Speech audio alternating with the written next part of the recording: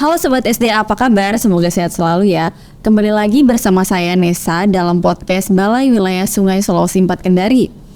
Nah Sobat SDA, tahu nggak sih selain ngurusin masalah pembangunan dan pemeliharaan infrastruktur pengelolaan sumber daya air, Balai Wilayah Sungai Sulawesi 4 Kendari juga turut serta nih dalam menangani masalah banjir dengan beragam kebijakan yang dibuat secara sistematis dan terintegrasi. Sebelum kita membahas lebih jauh mengenai hal tersebut, telah hadir bersama saya narasumber kita Bapak Muhammad Akil STMT. Selamat datang Pak ke podcast kita. Iya Pak, mungkin silakan Pak, Bapak bisa memperkenalkan diri dulu sama Sobat SDA yang belum mengetahui mengenai SNVT PJSA. Silakan Pak. Terima kasih. Assalamualaikum warahmatullahi wabarakatuh. Selamat pagi dan salam sejahtera untuk kita semua. Salam sehat dari Kota Kendari. Perkenalkan, nama saya Muhammad Akil. Kami di sini mulai bertugas di bulan Juni 2022 atau sudah sekitar 9 bulan. Sebelum lama ya Pak, tapi udah banyak banget kerjanya pasti ya Pak ya. Iya Pak, baik nih Pak.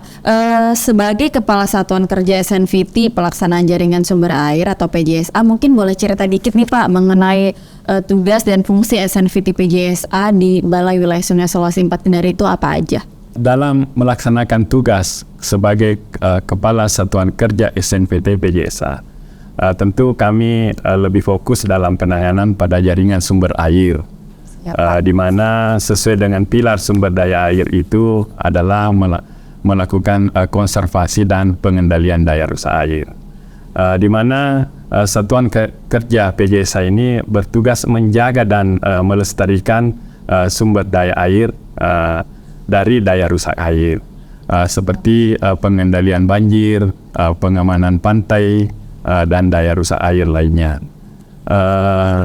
Dalam melaksanakan tugas ini ada beberapa konstruksi yang biasa kami laksanakan, seperti pembangunan breakwater, kolam retensi, dan pembangunan tanggul dan pembangunan lainnya.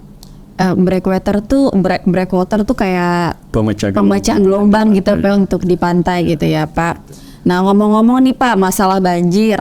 Saat ini kan apalagi sekarang musim hujan ya Pak Nat, dan saat ini kan hampir di setiap kota di Indonesia, bahkan di setiap negara itu pasti pernah atau malah ada yang selalu mengalami permasalahan banjir ini. Menurut Bapak sendiri nih, apa sih pemicu terjadinya banjir sebenarnya Pak, apalagi di lingkup Balai Wilayah Sungai Sulawesi 4 Kendari ini? Banjir adalah merupakan fenomena alam. Di mana setiap daerah pasti pernah mengalami banjir, baik di perkotaan maupun di daerah pedesaan. Dan banjir ini tentu tidak bisa kita hindari, tapi kita berusaha bagaimana bisa mengendalikannya. Terkait dengan pemicu banjir yang sering terjadi di kota-kota, bukan sebenarnya di kota-kota saja, termasuk di daerah pedesaan. Yang pertama adalah karena intensitas hujan yang sangat besar, di mana merupakan faktor iklim yang sangat ekstrim. Ada 4 poin yang kami ingin sampaikan sebagai kenapa banjir ini sering terjadi. Yang pertama adalah karena intensitas hujan yang sangat tinggi, yang merupakan faktor iklim atau cuaca yang sangat ekstrim, di mana baru-baru ini seperti yang kita saksikan bersama di Kota Makassar. Itu terjadi banjir di Kota Makassar karena beberapa hari hujan lebat, dan di saat bersamaan terjadi gelombang yang tinggi dan pasang yang tinggi. Malah pasangnya ini lebih tinggi daripada daratan, sehingga aliran air jadi tidak lancar masuk ke laut. Yang kedua, karena kapasitas sungai. Kapasitas sungai ini dan saluran drainase yang tidak memadai akibat terjadinya pendangkalan yang diakibatkan oleh sedimentasi dan sampah. Yang ketiga, itu banyaknya alih fungsi lahan, terutama di daerah hulu sungai, di mana infiltrasi yang menyebabkan limpasan permukaan dari curah hujan yang cukup besar. Dan yang terakhir atau yang keempat adalah berkurangnya area vegetasi di daerah perkotaan akibat daripada perubahan tata kota, di mana dengan laju pertumbuhan penduduk yang sangat cepat, secara otomatis yang tadinya merupakan daerah resapan dialihkan menjadi perumahan misalnya. Untuk menangani masalah untuk daerah resapan ini seperti kayak kemarin ya Pak ya, pas Hari Air Dunia itu kan Kementerian PUPR melalui balai-balai itu melakukan penanaman biopori ya Pak ya. Itu salah satu penanganan, bisa jadi pengenangan banjir juga apa gimana Pak untuk biopori itu untuk mempercepat resapan air ya Pak ya. Betul. Nah, untuk kegiatan kan kalau Kementerian PUPR untuk penanganan kegiatan pengendalian banjir itu pasti dilakukan secara struktural kan ya Pak ya. Nah, untuk kegiatan penanganan masalah banjir ini apa emang harus dilakukan, hanya bisa dilakukan secara struktural, apa bisa juga nih Pak secara non struktural gitu, kegiatan non struktural apa aja sih yang dapat dilakukan untuk meminimalisir potensi terjadinya banjir? Mungkin dari yang kecil dulu kayak di daerah masing-masing gitu, misalnya masyarakat bisa ngapain aja sih kayak gitu. Tentu yang terpenting juga adalah penanggulangan banjir ini dengan cara non struktural. Untuk meminimalisir potensi terjadinya banjir adalah memberikan edukasi kepada masyarakat. Bagaimana perlunya kita menjaga lingkungan bersama-sama, tentu dengan melakukan penghijauan. Betul. Dalam rangka Hari Air kemarin ini, kita melaksanakan pembuatan lubang infiltrasi berupa biopori yang terbuat dari pipa, di mana fungsi daripada biopori ini adalah menyerap air hujan yang dapat mengatasi genangan yang ada di sekitar pemasangan biopori itu. Siap Pak, berarti emang banyak hal sih yang bisa kita lakukan sebagai masyarakat untuk meminimalisir terjadinya banjir atau genangan di sekitar lingkungan kita gitu ya Pak ya. Nah, untuk sistem pengendalian banjir seperti yang kita ketahui kan pada tahun 2013 itu Kota Kendari mengalami banjir yang cukup besar ya Pak, sehingga menenggelamkan beberapa kecamatan di Kota Kendari ini.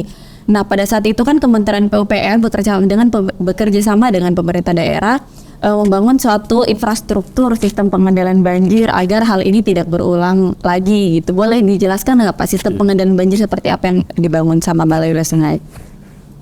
Balai Wilayah Sungai Sulawesi 4 Kendari, setelah terjadi banjir besar di Kota Kendari di tahun 2013 ya. Telah melaksanakan program-program terkait dengan kegiatan pengendali banjir. Ada beberapa program yang direncanakan dan sudah dilaksanakan. Yang pertama adalah pembangunan tanggul. Pembangunan tanggul ini kita sudah melaksanakan sepanjang 14,6 km mulai dari tahun 2014 sampai dengan 2019. Di tahun ini kita akan melanjutkan, tahun 2023 kita akan melanjutkan pembangunan tanggul ini sekitar 2 km. Dan sisanya kita akan program lagi di tahun depan, kurang lebih juga sepanjang 2 km. Sehingga total tanggul ini yang akan kita laksanakan kalau sudah selesai semuanya itu sekitar 19,6 km. Yang kedua adalah pembangunan check dam sebagai pengendali sedimen. Ini kita sudah laksanakan di tahun 2021 sebanyak 6 check dam yang berada di Kabupaten Konawe Selatan dan Kota Kendari. Yang selanjutnya adalah pembangunan kolam retensi. Untuk pembangunan kolam retensi ini kita sudah melaksanakan kolam retensi Boulevard di tahun 2021 sudah selesai pelaksanaannya. Di mana kolam retensi Boulevard ini mempunyai luas tampungan sekitar 8,9 hektar dengan volume tampungan 445.000 meter kubik. Iya, Pak. Ya. Di samping itu harapannya kolam retensi ini bisa mereduksi banjir sekitar 12% atau 70 meter kubik per detik. Selanjutnya rencana pembangunan kolam retensi Baruga. Ini kolam retensi berada di Kelurahan Baruga, di mana tahap sekarang ini adalah tahap pembebasan lahan. Mudah-mudahan di tahun depan kita sudah bisa merealisasikan. Untuk perencanaan kolam retensi Baruga ini, luas tampungannya adalah sekitar 45 hektar.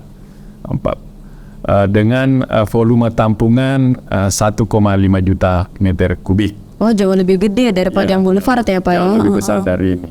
Kalau kolam retensi Baruga tadi luas areanya cuma 8,9 hektar. Iya, yang Boulevard ya, Pak, yang Boulevard di Baruga. Hektar. Oh, gitu ya, Pak. Ya.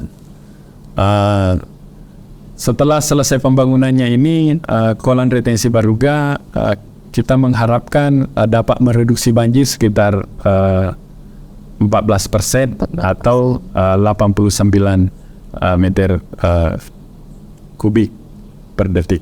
Itu kan sistem pengendalian banjir secara keseluruhan ya, Pak. Nanti untuk dampaknya apakah akan dirasakan oleh Kota Kendari saja atau ada beberapa daerah di sekitarnya, Pak? Dan setelah selesai secara keseluruhan, itu sebenarnya diharapkan dapat mereduksi banjir sebanyak apa sih, Pak? Kayak gitu mungkin teman-teman pengen tahu. Tentu dengan tujuan pembangunan ini memang khususnya di Kota Kendari, Ya, Pak. itu dapat harapannya bisa mengendalikan banjir di Kota Kendari khususnya. Kalau sesuai dengan perencanaan, kalau ketiga rencana pembangunan ini terrealisasi, itu harapannya kita bisa mereduksi banjir sekitar 80%. Wow. Jadi kalau sudah selesai semua kegiatan ini, mudah-mudahan banjir yang terjadi di tahun 2013 tidak terulang lagi. Betul, Pak, itu kan banjir gede banget. Dan kalau nggak salah kemarin juga Pak Menteri PUPR Basuki Hadi Mulyono juga pada saat peresmian sempat memuji gitu untuk sistem pengendalian banjir Kota Kendari ini sendiri seperti itu, Pak. Ya, untuk kolam retensi Boulevard, Pak, seperti yang kita tahu itu kan selain digunakan sebagai banjir, itu digunakan juga ya pengendali banjir ya, Pak ya, digunakan juga untuk sarana olahraga untuk masyarakat gitu dan wisata ya, Pak. Ada nggak sih, Pak, pesan yang ingin disampaikan untuk masyarakat yang ini kan sekarang lagi rame-rame banget tuh, Pak, tiap sore kalau kita lewat kita suka lihat banyak masyarakat yang beraktivitas di situ. Ada nggak, Pak, pesan masyarakat biar menjaga infrastruktur yang telah kita bangun seperti itu, Pak? Iya. Jadi betul Mbak Nesa, di samping kolam retensi ini, di samping sebagai pengendali banjir, tentu kita juga harapannya bisa dimanfaatkan sebagai tempat wisata dan sarana olahraga. Termasuk juga kolam retensi Baruga nantinya. Betul, iya. Tentu kami mengharapkan kepada masyarakat yang terutama yang menggunakan fasilitas kolam retensi yang ada ini, marilah kita menjaga bersama-sama, terutama masalah kebersihan. Betul. Jangan kita membuang sembarang sampah di sembarang tempat. Baik Sobat SDA, jadi seperti yang tadi Bapak Muhammad Akil STMT pesan bahwa untuk menangani masalah banjir itu nggak bisa kita kayak cuman bergantung kepada pemerintah gitu. Jadi kita tuh harus bersama-sama untuk menangani permasalahan banjir ini sendiri. Baik, sebelumnya terima kasih banyak Pak kami ucapkan udah berbagi ilmu kepada Sobat SD di rumah terkait pengendalian banjir gitu, khususnya untuk di wilayah kerja Balai Wilayah Sungai Selawesi 4 Kendari gitu ya Pak. Dan kita juga obrolin tadi untuk tugas dan fungsi PJSA selain pengendalian banjir itu ada untuk breakwater gitu ya Pak untuk penggunaannya seperti itu. Baik, terima kasih sekali lagi kami ucapkan kepada narasumber kita Bapak Muhammad Akil STMT selaku Kepala Satker SNVT PJSA karena sudah bersedia di tempat dulu. Terima kasih, bye-bye. Terima kasih Mbak Nesa. Iya, baik Sobat SDA, saya ingetin lagi untuk mengetahui kabar terbaru dari Balai Wilayah Sungai Sulawesi 4 Kendari, kalian bisa langsung follow sosial media kami yang udah ada di description box video ini. Jangan lupa untuk klik like, comment, and subscribe video ini karena tentunya kita bakal balik lagi dengan episode-episode yang gak kalah menarik dari episode kali ini. Saya Nesa pamit undur diri dan sampai jumpa kembali di podcast Balai Wilayah Sungai Sulawesi 4 Kendari yang selanjutnya.